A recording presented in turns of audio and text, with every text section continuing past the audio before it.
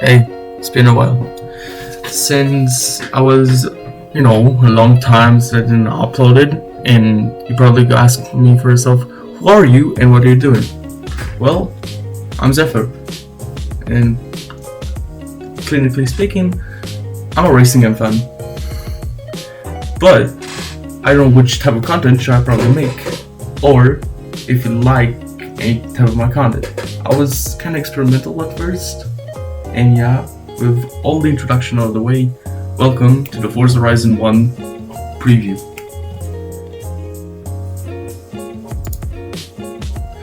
And where do we get started? The fact that this game is almost as old as pretty much all the guys or all the people that are watching right now, or the fact that this game didn't age as well as I intended. That's probably a good thing. What is not a good thing is the fact that we didn't even got a remastered, or pretty much we didn't even got an alternative to play it on PC, and with some definitely shady business or shady means, I decided to just emulate it. And if I say it again, and I say it once and for all, if buying isn't owning, then piracy is stealing. I'm not trying to push piracy on you, but this is the only way I need to, I can play this game. And yeah, that's all about it. So Forza Horizon 1, Colorado, cars, and a lot of bitches. Nah, I'm just kidding. But still, for a 2012 festival game, that was the genesis of the whole entire festival genre. Yes, the Crispy Pro Street done it 5 years ago, but do we I'm pretty sure that 5 million people played Crispy Pro Street, and I love that game, but it's a good festival racer game, but not my cup of tea to say the least. And also the PlayStation 3 version was kind of bad on optimization, but it's still one of my favorite games. Yeah, shots fired. I don't know. I'd probably be a picky gamer right now. But anyway, back to the Forza Horizon 1. So, Forza Horizon 1, or pretty much the first Forza Horizon, God, jeez, this is fucking retarded. It was founded by, or pretty much created by Playground Games, a studio in the UK founded around 2011 or 2010, based on the original team that created the Project Gotham racing series. And after the Project Gotham series just got axed by Microsoft because they decided to create a new racing game series called Forza Motorsport, they decided to replan themselves and pretty much create another studio within Microsoft, and also with other developers such as developers from Codemasters and also from Crazy Productions, if I pronounce this name correctly, called Playground Games. And they released this absolute spin-off. Yes, Forza Horizon wasn't supposed to be part of the main series, rather just a little spin-off, so they can increase a lot more sales and attract more attention from other racing game fans. And it was kind of fucking successful. Now the number is pretty much unknown, but I probably might assume around 7 to 8 million copies, which is, not a wild guess. I mean, it was a spin-off after all, but yeah, I don't know if it sold that much. What is interesting though is the location pick, because during the development, or pretty much during the beta and alpha days, you can see in the files, or pretty much they don't have it right at all, but they planned to have 3 cities: Colorado, Malaysia, and Italy. Italy was the base city for Forza Horizon 2, so they pretty much moved it into the other game, and the other cut content was due to technical limitations. And yeah, quit yapping. Let us go back to 2012 with all the festival that we love called Colorado.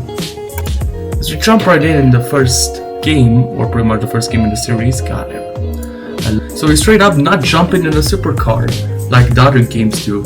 I'm talking to you, Forza Horizon 5, with your stupid ass progression. But anyway, we're jumping as a nobody with a Volkswagen Corrado and we're participating at this festival. But first, we gotta get in this said festival. As we race through it, we pretty much get it in, or we get invited. I don't know why, but the copy of Forza Horizon 1 didn't have any cutscenes, or it was kind of like cut it out. But you might get the idea. You can probably find them on YouTube, anyways. So, what does Forza Horizon 1 still offer in 2026, and what did it offer something different at that time? Well, it offered a festival atmosphere. Well, not first time, but it's actually pretty, and it's all just charming to say the least. Yeah, the 7th constant generation had that piss filter, yes, we know, but I still might miss it here. I don't know. What do you guys think? Let me hear down in the comments.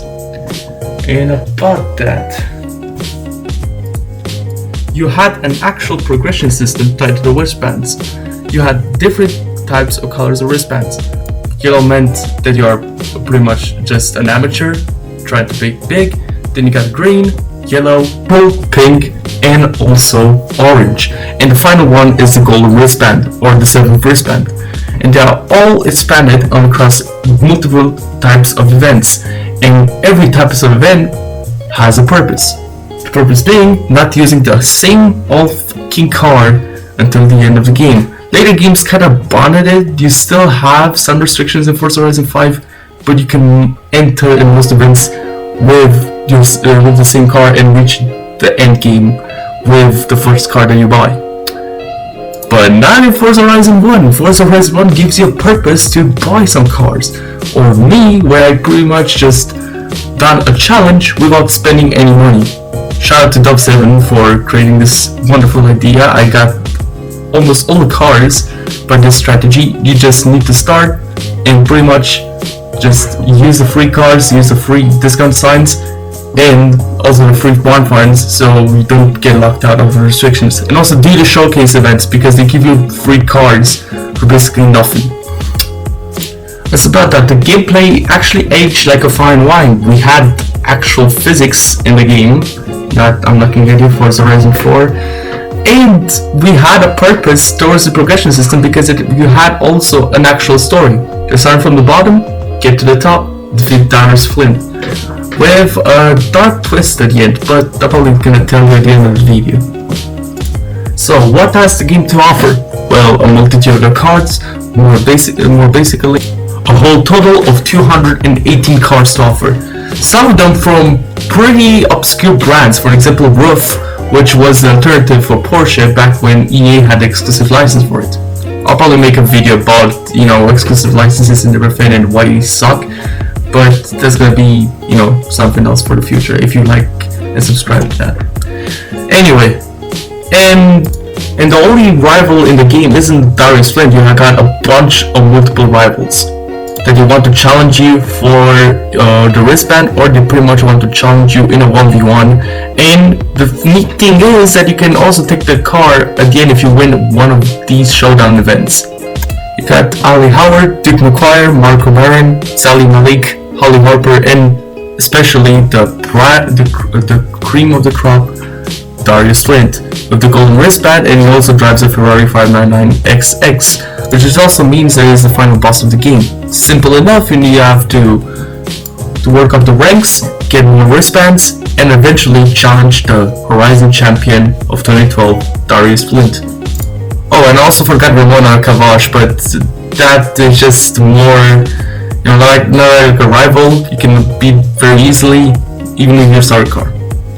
And oh yeah, the Corrado in the intro, you actually don't drive it for that long, because guess what? It is a requirement that you need to buy a car, which is kind of retarded. Like, you have already a car, why need to buy a new one? Well, okay, some of these restrictions still don't make sense, but still, it give you like a challenge to try new things, or in my case with my no money challenge, to go for bonfires, upgrade signs, which they didn't give you free cars, but they just give you free upgrades for free, which is kind of broken in that system. And also showcase events. Now in showcase events, they're pretty much just stunts or PR stunts in general. where you need to race against a plane, against a helicopter, and they're very fun and unique in their own way. That was the first time that actually someone will do that. Not racing against another car, just another vehicle in general, and it's more like a Sunday drive, but also some of them are just a challenge. So if you have the physics baked in mind, you pretty much are in for a hard mod. And yeah, that's all I can say about these PR stunts or showcase events. You also got different Horizon outposts, which you can teleport for. At the beginning you need to pay to teleport across the map, but you can also do some PR stunts, like for example chaining combos, speed challenges, and also just taking a picture of the car, which is kind of unique in its own way with that last challenge, where you need to take like an old car, an old timer, and just take a picture of it. You can also save it in your save file as well, or in your profile, and just post it on Xbox if the servers were like online back in the day. And once you do all of these PR stunts, you can get free fast travel for free. Gosh, I'm so retarded. Why the fuck I repeat free? And yeah, but it says it's a pretty unique mechanic than just, skip the whole entire map. Still, they're not in every part of the map of Colorado, like pretty much fast travel outposts, which means that you also need to drive some couple of long roads to some events. But other than that, it promotes exploring in the beginning. It promotes exploring the map, which it feels also rewarding. You also got the upgrade signs, which if you smash all of them, you get free upgrades for your car. Free upgrades, free engine swaps for your car, which it's the most rewarding thing you can make a collectible. Why the fuck aren't other games that they can do that at this point? Like I play Need for Speed now for like 400 hours, 500 hours, and still these collectibles, they're like they don't even give me like a reward or something. Forza Horizon 1 just does them right, and that's only the only game in the world that gives you this opportunity to collect all collectibles for free upgrades. Because in the next game they reduced the rewarding time. Why? I know it's unbalanced and everything, but please man, like, name me one other game where every single upgrade is free. No, it's only Forza Horizon 1, and that's why it's simple and I love it. We also need to talk about the simplicity of the game. The game is simple, yes, but it doesn't, overcomplicate you with special time events, 1000 cars, 102 cars, like when they have the latest and greatest Forza Horizon 5. No, you have a small selection of cars that you can collect. You can also farm money towards the street races, which I'm probably going to talk later about it, but it starts simple. The map isn't, gigantic like a Forza Horizon 5 map in Mexico, which is kind of planned and everything. And also, not everything on this map is drivable. So that means that they got more creative with the landscapes, which they could create some interesting locations. And yeah, I got the whole entire map baked in my mind, just because the whole entire map isn't drivable, which is not a minus. I don't give a fuck about everything being drivable, blah blah blah blah blah, but also about just sitting back at the non-drivable world and just take a picture of it. It's about the simplicity and the beauty of non-drivable roads. And I think all the games back in the day, like even Hot Pursuit 2010, actually managed to create some interesting landscapes that you can memorize. Also, let's talk about the atmosphere of the game. The atmosphere is excellent. There are 3 radio stations in the game: Horizon Pulse, Horizon Base Arena, and Horizon Rocks, with the whole entire soundtrack composed of 67 tracks. Yes, I know, 67, right? But with the jokes out of the way, I think the atmosphere of the game just fits. It just hits and just slaps you. And fun fact, there was a whole entire like a real DJ actually created the whole entire soundtrack, or pretty much controlled the music of the game. And this DJ was called Rob the Bank, or to the long name, Robert Oliver, and he controlled and actually chose the game soundtrack for these 3 radio stations. Horizon Pulse is about more the indie and pop music. Horizon Rocks is, like the name suggests, rock music and also heavy metal. in Horizon-based arena, which was dance electronic music. Because I don't want to get copyright striked, I'm not gonna play a bit of the music of the game. I want to get my channel monetized at this point. But you can find the soundtrack on YouTube. I'll probably give you a link. It also a playlist I created in my description. But yeah, it's all like the atmosphere just slaps. Like if you drive 400 kilometers during the highway and you listen to Every Day by Netsky or Reckless by Azari 3, it just slaps, it just hits. And also my favorite band, Digitalism, is also in the game with the song Encore, which is a total banger. You also got commentary on the radio about the different rivals, pretty much talking shit about you. Yeah, real live commentary about the rivals in the game, just talking shit about you, talking about the stories, finding a little bit more lore about them, or just talking about different events, like for example, with the street racing organization just committing absolute trouble with the law enforcement, and Haley Harper, the announcer of Horizon Poll, is actually mentioning that, and it's actually kind of funny. Also, street races. Yes, this game has street races, but not in a Need for Speed type way, more like in a Need for Speed Hot Pursuit 2, Need for Speed 2 kind of way, like with no cops and everything, but with incoming traffic, pink slips, and also big money. These ones are pretty much very good farming methods for money, but I done like all of them at the end of the game. And personally, they're not progression intended, so at this point just avoid them if you want to progress the story as fast as possible. But if you want to farm a lot of money, it's a very good option. The street races are pretty much sectionated in 3 parts of the map, and the most important one is the street race at Glass Tower, the street race meetup, to say the least, at the Glass Tower location, which gives you a shit ton of money. Like there literally R2 and R3 races that give you 100,000 credits, and with the difficulty changer in mind, you can also earn a shit ton of more as well. And yeah, did you know that this game has also choosable difficulty? That you can choose the difficulty by yourself, so that any newcomer or any experienced veteran will probably enjoy it. Also, in Forza Horizon 1, there was also this feature which was carried over by other Forza games in general. It was to transfer all your decals and tuning setups to Forza Horizon 1, which is cool, but the servers are shut down, so it's kind of useless right now. And the car list itself, man. Did you know I mentioned that there are only 218 cars in this game? Yes, there are also some couple obscure brands, like I told you, like Rough, but also Noble, and other brands like Hyundai, which is kind of insane to think about. Overall, a pretty fun game. I'll probably recommend it. It's like a 9 out of 10 for me, even 9.5, which sits very highly on this game. Oh, and also I forgot to talk about the story. But more specifically about the infamous ending of Horizon 1, where you need to defeat the Forza Horizon champion, Darius Flint, in a 1v1 duel. And at the end, where you pretty much beat him and get his car, guess what? The car is just sabotaged for you. And you end up on the road, crashed, and there's a sinister theory that you might have died, or that you fell deep down in a coma.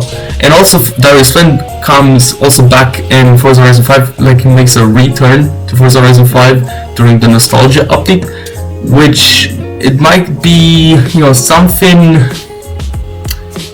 kind of suspicious that the Forza Horizon Festival kind of wants to keep it as a secret. But who knows?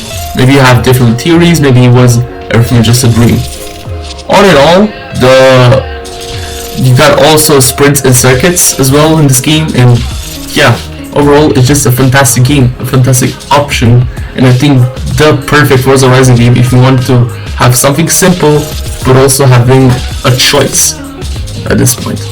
And some people might see it as a perfect racing game because it doesn't complicate you anything, it doesn't shove up microtransactions in your face, even though they kind of tried that with the tokens even in the first Horizon game.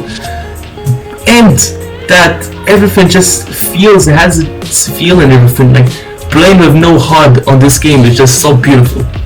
And yeah, that's everything about it. If you like this video, just drop a comment and see you soon. Peace.